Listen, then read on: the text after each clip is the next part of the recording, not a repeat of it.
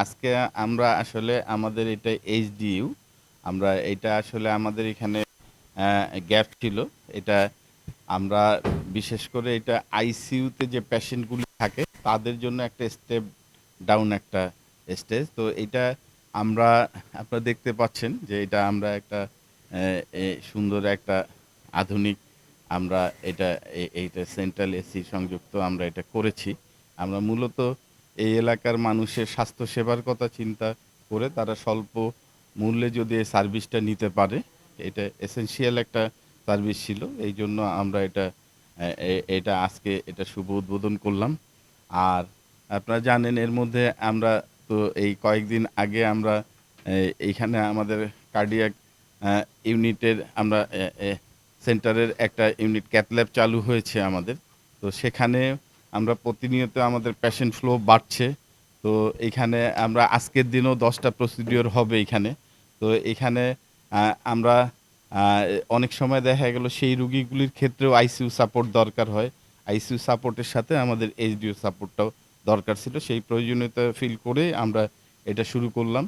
আর আমরা এর পাশাপাশি আমরা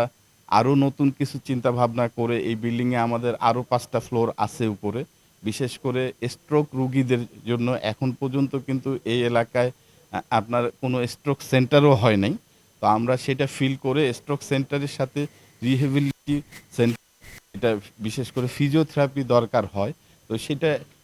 আমরা এর সাথে একসাথে এবং সাথে অর্থোপেডিক্স ডিপার্টমেন্টটা যেটা আপনারা জানেন এখন প্রচুর আপনার এখন বিশেষ করে অ্যাক্সিডেন্ট রোগীর সংখ্যা বেড়ে গেছে তো আমরা এই তিনটা সমন্বয় করে উপরের আমরা 5টা ফ্লোর মিলে এই ইউনিটটা হয়তো আমরা আগামী 2 থেকে 3 মাসের মধ্যে আমরা কাজ চলছে চলমান আছে আমরা শুরু করতে পারবো তো যাই হোক আমরা যেটা হলো আমরা চেষ্টা করতেছি অনবরত এই এলাকার মানুষকে আধুনিক চিকিৎসা সেবাগুলি স্বল্প মূল্যে দেওয়ার জন্য তো এ ব্যাপারে আপনাদের সকলের আমরা সহযোগিতা চাই বিশেষ করে এটা একটা টিম ওয়ার্ক এই আপনারা যারা সাংবাদিক আছেন আপনাদেরও কিন্তু এখানে ভূমিকা অনেক এটা প্রচারের ক্ষেত্রেও তো কারণ অনেকেই এখন পর্যন্ত হয়তো জানে না যে আমাদের এখানে এই আমরা